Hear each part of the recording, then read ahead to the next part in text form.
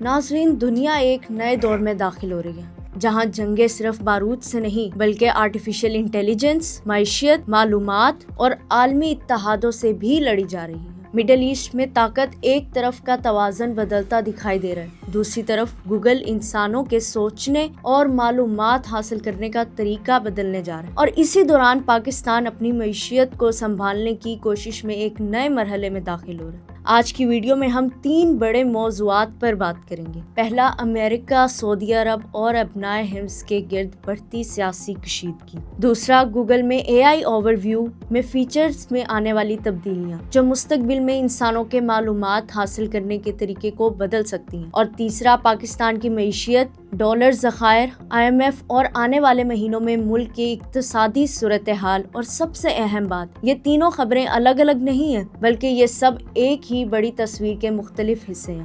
مشرقی وسطی، خاموش کشیدگی یا آنے والا بحران۔ رپورٹس کے مطابق امریکی صدر ڈونلڈ ٹرمپ نے ممکنہ فوجی آپریشن، جسے مبینہ طور پر پروجیکٹ فریڈم کہا جا رہا تھا، عارضی طور پر روک دیا۔ یہ آپریشن ابنائے حمص سے متعلق بتایا جا رہا ہے اور اس کی وجہ سعودی عرب کی جانب سے امریکی فوج کو اپنی فضائی حدود اور اڈے استعمال کرنے کی اجازت نہ دینا۔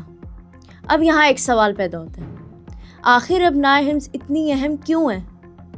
دیکھیں، دنیا کے تیل کا ایک بہت بڑا حصہ اسی سمندری رستے سے گزرتا ہے۔ اگر یہ رستہ متاثر ہو رہا ہے تو مڈل ایسٹ تو کیا بلکہ پوری دنیا متاثر ہو سکتی ہے۔ تیل مہنگا ہو سکتا ہے، ڈالر مارکیٹ میں دباؤ آ سکتا ہے، عالمی معیشت ہل سکتی ہے، اور یہی وجہ ہے کہ امریکہ ہمیشہ اس خطے میں اپنی مضبوط موجودگی رکھنا چاہتا ہے۔ لیکن اس بار معاملہ مختلف لگ رہا ہے۔ رپورٹس کے مطابق صدر ٹرمپ نے اس آپریشن کا ذکر پہلی عوامی سطح پر کر دیا تھا، اور یہی بات سعودی قیادت کو ناگوار گزری، کیونکہ ایسے حساس فوجی معاملات عام طور پر مکمل سفارتی ہم آہنگی کے بعد کیے جاتے ہیں۔ رپورٹس یہ بھی کہتی ہیں کہ صدر ٹرمپ اور سعودی ولی عہد محمد بن سلمان کے درمیان فون کال بھی ہوئی، لیکن اختلافات ختم نہ ہو سکے اور پھر آپریشن کو فی الحال روک دیا گیا۔ کیا سعودی عرب امریکہ سے دور ہو رہا ہے؟ یہ شاید آج کا سب سے اہم سوال ہے، کیونکہ اگر ہم پچھلے چند سال دیکھیں تو سعودی عرب کی خارجہ پالیسی میں واضح تبدیلی نظر آتی ہے۔ پہلے ریاض تقریباً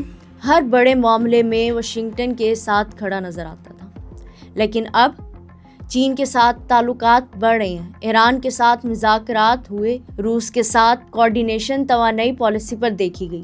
یعنی سعودی عرب اب خود کو صرف ایک امریکی اتحادی کے طور پر پیش نہیں کرنا چاہتا، بلکہ ریجنل پاور ایک آزاد طور پر سامنے آ رہا ہے، اور یہی وجہ ہے کہ دنیا اس خبر کو بہت غور سے دیکھ رہی ہے۔ اگر مڈل ایسٹ الائنسز بدلنا شروع ہو گئے تو اس کے اثرات پوری دنیا پر پڑ سکتے ہیں۔ مڈل ایسٹ کی ضرورت امریکہ کو کیوں ہے؟ بہت سے لوگ سوال کرتے ہیں، اگر امریکہ اتنا طاقتور ہے تو مڈل ایسٹ کی اسے اتنی فکر کیوں ہوتی ہے؟ اس کی وجہ صرف تیل نہیں بلکہ جغرافی، ٹریڈ روٹس، ملٹری انفلوئنس اور گلوبل ڈومیننس بھی ہے۔ مڈل ایسٹ دنیا کی اسٹریٹجک پالیٹکس کا مرکز سمجھا جاتا ہے۔ یہاں ہونے والی تبدیلیاں واشنگٹن، بیجنگ، ماسکو اور یورپ تک اثر ڈالتی ہیں، اس لیے امریکہ کبھی نہیں چاہے گا کہ اس خطے میں اس کا اثر کمزور پڑے۔ اب ذرا جنگی سیاست سے نکلتے ہیں اور چلتے ہیں ٹیکنالوجی کی دنیا میں، ایک ایسی دنیا جو خاموشی سے صرف زندگی بدل رہی ہے۔ گوگل نے اعلان کیا ہے کہ فیوچر کو AI اوور ویو کے ذریعے مزید طاقتور بنایا جا رہا ہے، اور شاید بہت سے لوگ ابھی اس تبدیلی کی اہمیت کو پوری طرح سمجھ نہیں پا رہے، کیونکہ یہ صرف ایک سرچ اپڈیٹ نہیں بلکہ یہ انسانوں کے معلومات حاصل کرنے کے طریقے کو بدلنے کی کوشش میں ہے۔ پہلے کیا ہوتا تھا؟ ہم گوگل پر سرچ کرتے تھے، مختلف ویب سائٹس کھولتے تھے، معلومات کمپیئر کرتے تھے اور پھر نتیجہ نکالتے تھے، لیکن اب خود ہمیں خلاصہ دے گا AI، اور یہی وہ مقام ہے جہاں سوال پیدا ہوتا ہے، کیا مستقبل میں انسان خود تحقیق کرے گا یا AI ہمیں سارے جواب بنا کر دے دے گا؟ ریڈکٹ اور ریئل ہیومن ایکسپیرینس۔ گوگل نے کہا ہے کہ ریڈکٹ میں AI اوور ویو کے اب جیسے فارمز بھی شامل کیے جائیں گے، یعنی صرف آرٹیکلز نہیں بلکہ عام لوگوں کے تجربات بھی سامنے آئیں گے۔ مثلاً اگر آپ سرچ کریں گے بیسٹ بجٹ لیپ ٹاپ، صرف کمپنیوں کے اسپانسرڈ آرٹیکلز نہیں بلکہ AI ان لوگوں کو اس سے متعلق آرٹیکلز بھی دکھائے گا، اپنی رائے بھی دے گا کہ آپ کون سے لیپ ٹاپ خرید سکتے ہیں اور کن کو استعمال کرنے میں آپ کو زیادہ فائدہ ہوگا۔ یہ تبدیلیاں اچھی بھی ہو سکتی ہیں کیونکہ انسان اکثر ریئل ایکسپیرینسز جاننا چاہتے ہیں، لیکن خطرہ بھی ہے کیونکہ انٹرنیٹ پر ہر شخص ایکسپرٹ نہیں ہوتا۔ فیک اوپینینز، پیڈ ریویوز، مس انفارمیشن، یہ سب پہلے ہی موجود ہیں۔ غلط معلومات کو اے آئی اگر اور سمرائز کر دے تو لاکھوں لوگ اس پر یقین بھی کر سکتے ہیں۔ اے آئی صرف ٹول نہیں رہا، یہ طاقت بن چکا ہے۔ جو اے آئی انفارمیشن کنٹرول کرے گا وہ نیریٹیوز کنٹرول کرے گا، اور جو نیریٹیوز کنٹرول کرے گا وہ عوامی رائے پر اثر ڈال سکے گا۔ اس لیے دنیا کی بڑی کمپنیاں گوگل، اوپن اے آئی، میٹا، مائکروسافٹ اے آئی کی دوڑ میں آگے نکلنے کی کوشش کر رہے ہیں، کیونکہ مستقبل کی سب سے بڑی جنگ انٹیلیجنس اور ڈیٹا دونوں ہوں گی شاید۔ اب آتے ہیں پاکستان کی طرف۔ اسلام آباد میں قومی اسمبلی کی قائمہ کمیٹی کے اجلاس کے دوران جمیل احمد نے ملک کی گورنر معاشی صورتحال پر بریفنگ دی اور کچھ اہم دعوے بھی کیے ہیں۔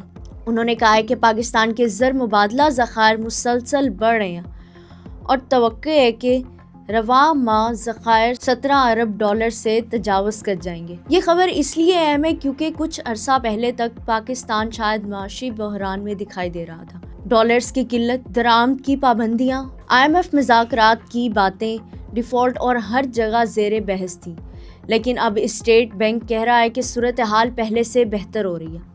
ارب ڈالر کی ادائیگی کے باوجود 5 ذخائر کیسے بڑھے؟ یہاں ایک اہم سوال پیدا ہوتا ہے۔ اگر پاکستان نے گزشتہ ماہ 5 ارب ڈالر کی بیرونی ادائیگیاں کیں تو پھر ذخائر کیسے بہتر ہوئے؟ اس کی کئی وجوہات ہو سکتی ہیں۔ IMF پروگرام، دوست ممالک کی سپورٹ، امپورٹس کنٹرول پالیسی، اور گورنر اسٹیٹ بینک نے یہ بھی بتایا کہ گزشتہ 3 سال میں مارکیٹ سے 27 ارب ڈالر خریدے گئے تاکہ ذخائر مستحکم رہ سکیں۔ کرنٹ اکاؤنٹ سرپلس کیوں اہم ہے؟ انہوں نے یہ بھی کہا کہ درآمدات بڑھنے کے باوجود کرنٹ اکاؤنٹ سرپلس 9 ماہ تک رہا۔ اب بہت سے لوگ پوچھتے ہیں کرنٹ اکاؤنٹ سرپلس ہوتا کیا ہے؟ سادہ الفاظ میں اگر ایک ملک کی آمدنی اس کی بیرونی اخراجات سے زیادہ ہو تو اسے سرپلس کہتے ہیں، اور یہ کسی بھی معیشت کے لیے مثبت اشارہ سمجھا جاتا ہے۔ پاکستان کا قرضہ حقیقت کیا ہے؟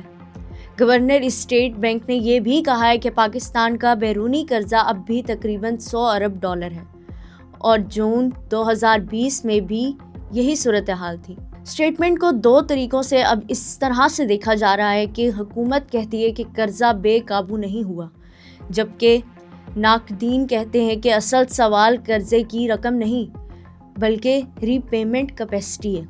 یعنی کیا پاکستان اپنی معیشت کو اتنا مضبوط بنا پائے گا کہ مستقبل میں قرضوں کا دباؤ کم ہو سکے؟ ریلیف یا انحصار؟ قائمہ کمیٹی کو بتایا گیا انٹرنیشنل مانیٹری فنڈ کے ایگزیکٹو بورڈ کا اجلاس ہونے والا ہے، جہاں پاکستان کے اگلے اقتصادی جائزے کی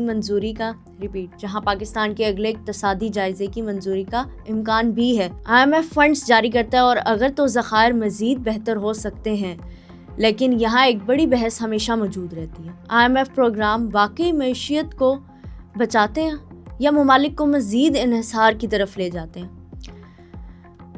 کیونکہ IMF کے ساتھ اکثر سخت شرائط بھی آتی ہیں، بجلی مہنگی، ٹیکس بڑھتے ہیں، سبسڈیز کم ہوتی ہیں اور عام آدمی پر دباؤ بڑھ جاتا ہے۔ تینوں خبروں کا اصل تعلق اب ذرا غور کیجئے۔ ایک طرف امریکہ اور سعودی عرب کی جیو پالیٹکس، دوسری طرف AI اور انفارمیشن کنٹرول، اور تیسری طرف پاکستان کی معیشت۔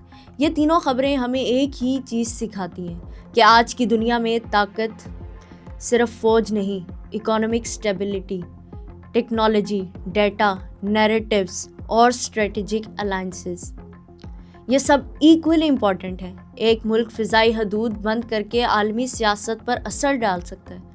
کمپنی اربوں لوگوں کی سوچ ایک AI کے ذریعے بدل سکتی ہے، اور ایک کمزور معیشت پورے ملک کو غیر مستحکم کر سکتی ہے۔ دنیا ایک نئی ڈائریکشن میں جا رہی ہے، جہاں جنگیں خاموش بھی ہوں گی، ڈیجیٹل بھی اور معاشی بھی۔ انسانوں کے فیصلے زیادہ تر اب AI کرے گا۔ سروائیول کی جنگ، جہاں معیشتیں سروائیول کی جنگ لڑیں گی اور جہاں عالمی اتحاد پر چند ماہ بعد بدل سکتے ہیں۔ اب سوال یہ ہے، کیا ہم اس نئی دنیا کے لیے تیار ہیں؟ اپنی رائے ہمیں کمنٹس میں ضرور بتائیے گا۔ ملتے ہیں نیکسٹ ولاگ میں، تب تک کے لیے اتنا ہی۔ اللہ حافظ۔